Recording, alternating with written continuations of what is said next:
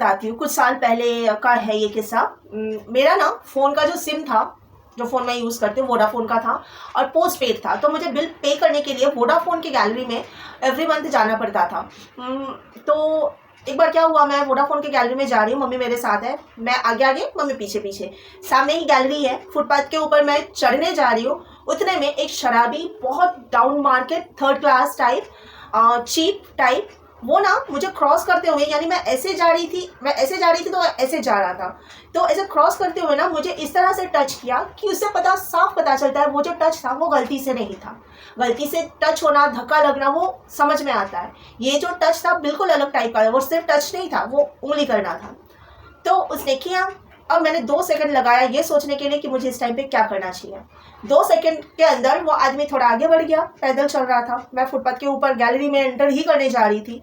मैं रुकी, उधर सोची, पीछे घूमी, देखा वो आदमी थोड़ा आगे निकल गया, मैं उसकी तरफ भागी और उसके पीछे एक पैर उठा के लात मारा। वो घूम के ऐसे टर्न हुआ तो मैंने उसका कॉलर पकड़ा, कॉलर पकड़ के उसको लात पे लात, घुसे पे घुसा मारना स्टार्ट किया, और मुंह से जो मैं बोल रही थी उसको, जो उस टाइम पे कि तेरी हिम्मत कैसे हुई, ये सब जो भी है, शायद कुछ गालियाँ भी बकी थी उस टाइम पे मैंने, कमीने वमीने बोल के। फिर भीड़ जमा हो गई। देखिए पब्लिक कैसी होती है, भीड़ जमा हो गई, सबको पता चल रहा है लड़की के साथ गलत हुआ है, इसने गलत किया है, लेकिन ना दूसरे के मामले में कोई नहीं पड़ता है, पढ़ने की ज़रूरत ही नहीं है, मैं अकेले काफ़ी हूँ, मेरे प्रॉब्लम्स को हैंडल करने के लिए मैं अकेले काफ़ी हूँ।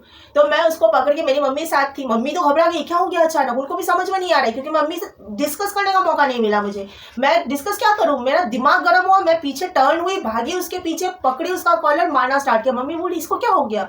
फिर उनको समझ में आया कि इसके साथ घटना घटी, क्योंकि इसके पहले भी कुछ मतलब काफ़ी बार हुआ था इस तरह की घटना, तो घटती है ना, तो मैंने मारपीट पहले भी किया था, तो वैसे ही मम्मी को पता चल गया। फिर मम्मी ने भी 2-4 ऐसे सिलाफा लगा रही, तो होता ना ऐसे, मुझे मम्मी को देख के बड़ी हंसी आई। मैं बोली इसको कस के पकड़ो, मैं भी पकड़ी हुई हूँ, भाग ना पाए, सामने पुलिस स्टेशन है, चलो इसको घसीटते हुए, खींचते हुए उसको पुलिस स्टेशन तक लेके गई। नज़दीक में पुलिस स्टेशन था, लेकिन इतना भी नज़दीक नहीं, फिर भी आधा पौना किलोमीटर तक उसको घसीटते हुए, खींचते हुए लेके हम लोग गए।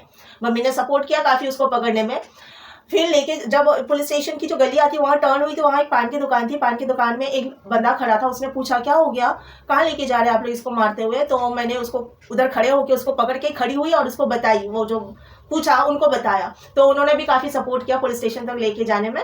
फिर वहाँ जाके उसको ऐसे फेंका मैंने पुलिस स्टेशन के अंदर, और फिर पुलिस वालों को चिल्ला के बोलने लगी कि औरतें, लड़कियाँ रास्ते से सुकून से चल नहीं पाएंगे ऐसे लोगों की वजह से, हम पकड़ो इसको।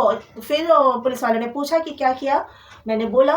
फिर पुलिस वालों ने ना, जहाँ सब बैठे थे वहाँ पुलिस सब बैठी हुई थी, सारे उठ के खड़े हो गए, साइड हो गए, मुझे बोला आप बैठिए, क्योंकि मैं बहुत गुस्से में थी एकदम।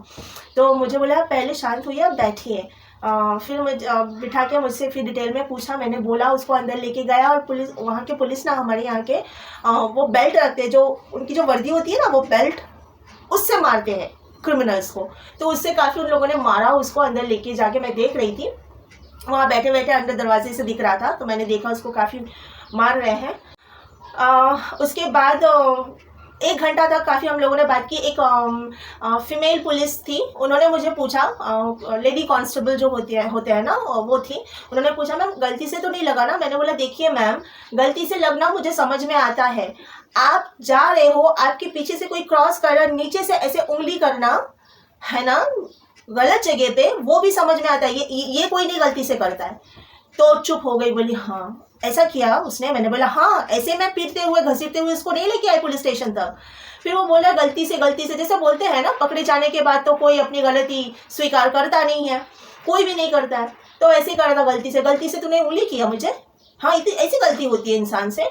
तो फिर जब पूछा कि आगे क्या करना है, आपको FIR करना है, मैंने बोला नहीं बाबा, ये ऐसे चिंदी चोरों के लिए मैं कोर्ट तक अपना इतना फालतू टाइम नहीं है मेरे पास कि मैं डेट मिलता जा कोर्ट जाते रहो, कोई ज़रूरत नहीं है। मैं बस इसने किया जो, उसके लिए मैं आप लोग के पास लेके आई हूँ, आपको जो करना है करो, मैं तो चली।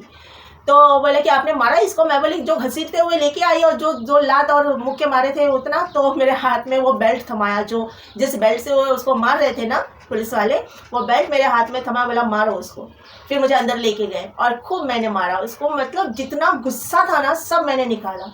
मैंने बोला आज के बाद किसी औरत को छेड़ने से पहले ना, ये जो मार है, मैंने तुझे मारा ना, ये याद करना, उसके बाद हिम्मत करना तू छेड़ने का। तो फिर ऐसे हाथ जोड़ के बैठा हुआ था और मार खा रहा था। तो मैं वो चीज़ हूँ, मैं सोचती हूँ। और एक बार ऐसा हुआ था कि मेरी सहेली को किसी ने टच किया था। मैं और मेरी सहेली ना चर्च गए हुए थे, माहिम चर्च गए हुए थे, और तो वहाँ पे उसको छेड़ते हुए मैंने देखा था, और उसके लिए भी मैं लड़ी थी, उसको मारी थी।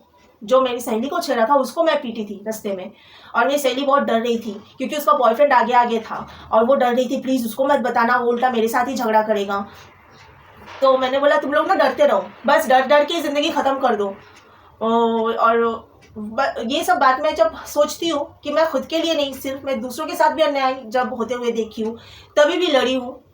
लेकिन घूम फिर के वही चली जाती हूँ जब इन लॉज, मेरे हस्बैंड, मेरी सास, मेरे ससुर जब मेरे साथ में गलत कर रहे हैं, वहाँ मैं चुपचाप दुम दबा के बैठने जैसा बैठी हूँ। क्यों? किस लिए? रिश्ते को बचाने के लिए, ऑफ कोर्स रिश्ते को ही बचा के रखने के लिए।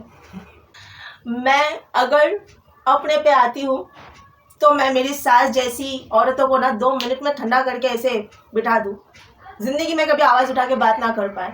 मैं अपने पे आऊँ तो मेरे पति को भी उस वो जो घमंड दिखाता, अकड़ दिखाता है ना, उसकी अकड़ मैं ढीली कर दूँ।